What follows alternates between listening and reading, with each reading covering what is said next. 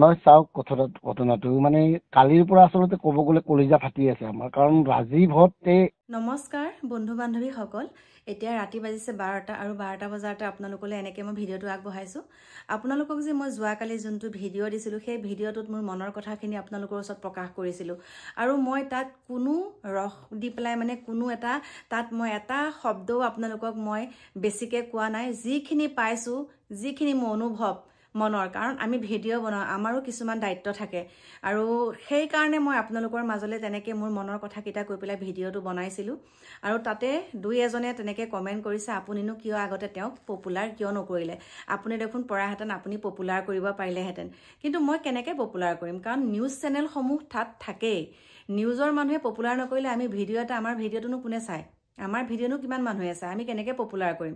গতিকে আপোনালোকে তেনেকুৱা বিৰূপ মন্তব্য নকৰিব। মই কোনো ৰহন সানি পেলাই ভিডিঅ'টো বনোৱা নাই আৰু সেই কথাখিনি মই একো মিছা কথা কোৱা নাই, একো ৰহন সানি পেলাই কোৱা নাই।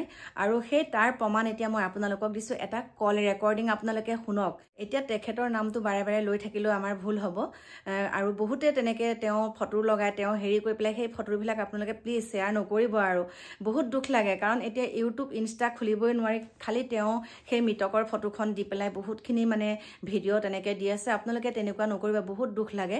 আগতেই আপোনালোকে তেওঁক ইমানখিনি মৰ্যাদা যদি দিবলৈ মনে আছিলে, আপোনালোকে জীৱিত কালতে দিব লাগিছিলে। এতিয়া মৃত্যু হোৱাৰ পিছত তেওঁ কেতিয়াও সেইবিলাক বস্তু দি থাকিলেও গম নাপায়। আৰু মই সেই কথাকেইটাকে কৈছিলোঁ। কিন্তু এতিয়া এটা কথাই কওঁ, আপোনালোকে এই কল ৰেকৰ্ডিংটো শুনক, তাত মই এটাও মিছা কথা কোৱা নাই। মই ভিডিঅ'টো দিয়াৰ পাছতহে এই কল ৰেকৰ্ডিংটো পাইছোঁ। গতিকে এই ৰেকৰ্ডিংটো আপোনালোকে শুনক, তাৰপিছত আপোনালোকৰ মতামত আপোনালোকে দিব। মই তাত একো এটা মিছা কথা কোৱা নাই। নহয় চাওক ঘটনাটো মানে কালিৰ পৰা আচলতে ক'ব গ'লে কলিজা ফাটি আছে আমাৰ, কাৰণ ৰাজীৱহঁতে এটা শ্ৰেণীক প্ৰতিনিধিত্ব কৰে, শোষিত নিষ্পেষিত বঞ্চিত যিটো সাধাৰণ বৰ্তমান সময়ত যিটো হৈ আছে, মানে জনতাৰ কণ্ঠ বুলি ক'লে, আৰু সেইকাৰণে মই এইটো গণশিল্পী বুলি কৈছিলোঁ। মানে তেওঁলোকে এটা শ্ৰেণীক প্ৰতিনিধিত্ব কৰে। কালিৰ পৰা এই কথাটো ইমান বেছি মানে ক্ষোভিত দুখিত, বহুত কিবা কিবি কৰি আছে, মানে ক'বলৈ মই আচলতে ৰাজীৱৰ কথাটো ভাবিলেই আৱেগিক হৈ যাওঁ কালিৰ পৰা। এইকাৰণে মই কৈছিলোঁ যে ভাই আহা, তুমি আহিলে ভাল পাম, কাৰণ মই অনুষ্ঠানটোত এজন জ্যেষ্ঠ সাংবাদিক, সৎ সাংবাদিক ললিত গগৈ, পংকজ দুৱৰা, জিতেন্দ্ৰ কুমাৰ চৌধুৰীহঁতক সন্মান এটা দিছিলোঁ, DKB ফেক্টৰ ফালৰ পৰা স্বাধীন গ্ৰন্থ। তাৰপিছত এজন গণশিল্পী হিচাপে তেওঁকো মাতিছিলোঁ। তেওঁ মোৰ অনুৰোধটো ৰক্ষা কৰি ইমান আনন্দিত হৈছিল, বঢ়িয়া ককাই আপোনাৰ অনুষ্ঠান চাওঁ, আমি যাম, আমি একেই চেতনাৰ মানুহ, একেই চেণ্টিমেণ্টৰ মানুহ, মই আছোঁ। আৰু তেওঁক কথাখিনি বুজি মই কৈছিলোঁ যে আপোনাক কহা ভাড়া মই দিম। কিন্তু আশ্চৰ্যজনকভাৱে তেওঁক আহিবলৈ পইচা নাপালে, আৰু এজনে দিম বুলি কৈছিলে, তেওঁক বন্ধু এজনে দিম বুলি কৈছিলে, শেষ মুহূৰ্তত তেওঁও পইচাটো নিদিলে। ৰাতি মই গধূলি ফোন কৰিলোঁ, কৈছোঁ ককাই মোৰ ল'ৰাজনে পইচাটো দিয়াৰ কথা আছে, দিয়া নাই। মানে তেওঁ মোৰ আগত যেনেকৈ কথাখিনি কৈছিল সেইখিনি সময়ত, মই কৈছোঁ মই এতিয়াই পইচাটো পঠাই দিওঁ, আপুনি কিবাকৈ আহক, আহিলে ভাল লাগিব। কৈছে ৰাতি নাইট চুপাৰ নাপাওঁ নহয় এতিয়া, গতিকে ককাই চাওঁ কি হয়। মানে এই কণ্ডিশ্যন এজন শিল্পীৰ, গণশিল্পীৰ, যিজনে দেশৰ কাৰণে মাতে, জাতিৰ কাৰণে মাতে, শুই থকা মানুহখিনিক জগাব খোজে, আৰু অথচ আমাৰ এই ভোগালীত এই যি ননচেন্স কাৰবাৰবোৰ হৈ আছে তথাকথিত মানে নেতা কিছুমানে, মানে মানে মানে আৰু আপোনাক মই কি ক'ম, ক'বলৈ মোৰ ভাষা নাই, শব্দ নাই। আৰু ৰাজীৱৰ দৰে অৱস্থা বৰ্তমান অসমৰ সচেতন শিল্পীৰ হ'বই। তেওঁলোকে কোনোদিন কাৰো লগত আপোচ নকৰি কেৱল জনতাৰ কথাবোৰ কৈ গৈছিল, জনতাৰ হৈ মাত মাতিছিল, শুই থকা মানুহখিনিক জগাবলৈ বিচাৰিছিল, আৰু এই দশা হ'ল। মানে আপোনাক মানে মই ক'ব নোৱাৰোঁ, মই ক'ব নোৱাৰোঁ তাৰমানে তেওঁৰ কথা। তেওঁ ইমান আৰ্থিক সংকটত আছিল, আৰু শৰীৰটোৰ অসুখ আছিল, অসুখ লৈ ঘূৰি ফুৰিছিল। মোৰ ককাই শৰীৰটো ভাল নহয়, মোৰ অসুখ দিয়ক, বহুত সমস্যা, আপোনালোকে নাজানে, দেখিলে গম পাব। মই ভাবোঁ হয়তো তেওঁ বেমাৰবোৰ লুকুৱাই থৈছিল। বেমাৰৰ লক্ষণ দেখা পায়, ধৰি লওক কিছুমান মানুহ কি হয়, আজিকালি বহুত মানুহে অসমত বেমাৰবোৰ ডক্টৰক নেদেখুৱাই, এইকাৰণে নেদেখুৱাই, ঔষধৰ ইমান দাম, টেষ্টবিলাক ইমান দিয়ে, ইমান হাজাৰ হাজাৰ টকা যায়।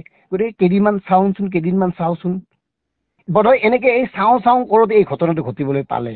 মানে কথাটো এনেকুৱা ধৰণৰ হৈছিল নেকি যে তেখেতৰ এটা গুৰুতৰ ৰোগে তেখেতক লগ দিছিল, আৰু কিন্তু তেখেতে পইচাৰ অভাৱত চিকিৎসা কৰা নাছিল, লুকুৱাই ৰাখিছিল? সেয়াই সত্য, সেয়াই নিৰ্মম সত্য।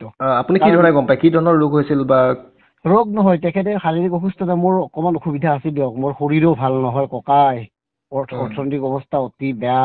মোক আপুনি দেখিলে গম পাব, আমাৰ ফালে আহিলে গম পাব। মই তেওঁৰ ঘৰত আছিলোঁ, যোৱা নাছিলোঁ। গতিকে আমাৰ ঘৰত আহিলে গম পাব, দেখিলে গম পাব, আপোনালোকে ভবাৰ দৰে আমি নহয় দিয়ক। তেওঁ কথাবোৰৰ পৰা অনুমান কৰিছিলোঁ মানে, আৰু তেওঁৰ যে আৰ্থিক সংকট হৈছিল সেইটোতো প্ৰমাণ হ'ল মোৰ হোৱাটছএপত মেছেজত আগদিনাখন যিটো ঘটিল।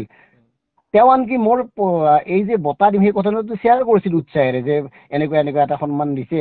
আৰু মোৰ সন্মানটো ল'বলৈ তেওঁ এইকাৰণে ভাল পাইছিল যে আমি অন্তৰত কিবা এটা কৰি আছো বুলি তেওঁলোকে ভাবিছিল, যে অলপমান ঠিকে আছো বুলি ভাবি আছে, বিশ্বাস এটা আছিল। গতিকে আগদিনাখন যিটো আমি কথা পাতিলোঁ, মোৰ মানে পত্নীও আছিল, আমি লাউডস্পীকাৰত কথা পাতিছিলোঁ। তেওঁ মোৰ পত্নীয়ে ক'লে আপুনি পইচাখিনি আপুনি পঠাই দিয়ক, আহিলে দিব নালাগে, এডভান্স দি দিয়ক, মানুহজন আহক, কাৰণ মোৰ পত্নীও ভাল পায় তেওঁৰ গানবোৰ। এই ক'লো, কৈছে নালাগে ককাই, মই কিবা এটা কৰোঁ নেকি। নহ'ল, দিব থকা মানুহজন। আৰু আটাইতকৈ ডাঙৰ কথা, তেওঁৰ এটা স্ক্ৰীনশ্বট মোৰ তাত আছে, তেওঁ মোক পঠাইছিল। মানে বহুত কমিটিয়ে তেওঁক দিয়া মানে 2 নম্বৰ চেক এতিয়াও তেওঁৰ ঘৰত আছে। আচ্ছা, মাতে তাৰমানে তেওঁক গান গাবলৈ, সেই সময়ত কয় আমি পইচা দিব, এই চেকখন দি দিয়ক, চেকখন এখন দি দিয়ে। আৰু সেই চেকখন শেষত পইচা নাথাকে, পইচা উলিয়াব নোৱাৰে, ফোন কৰিলে কয় যে পইচাটো আমাক দিয়া নাই নহয়, আমাক দিলে বেংকত সোমাই দিম, আপোনাৰ পাই যাব। তেনেকুৱা চেক কেইবাখনো তেওঁৰ তাত আছে, আৰু তেনেকুৱা এটা লেখা মোক তেওঁ পঠাই দিছে তেওঁৰ কথাবোৰ জনাই। এই চলি আছে আৰু এই বৰ্তমান সময়ত, মানে যিখিনি সময়ত ডাঙৰ ডাঙৰ মাছ লৈ মুখ্যমন্ত্ৰীক তৈলমৰ্দন কৰিবলৈ গৈছে, মুখ্যমন্ত্ৰীয়ে ফেচবুকত ফটো আপলোড কৰিছে বৃহৎ বৃহৎ আকাৰৰ মাছ, সেইখিনি সময়ত কিন্তু অসমত ৰাজীভদিয়া বহুত আছে। আৰু এই ধৰণে বহুত ৰাজীভদিয়া হেৰাই যাব যদিহে এইখিনি সময়ত আমি সকলো সজাগ নহওঁ।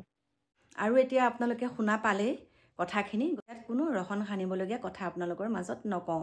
আৰু সেইখিনিকে কৈ এতিয়া আপোনালোকৰ মাজৰ পৰা বিদায় লৈছোঁ।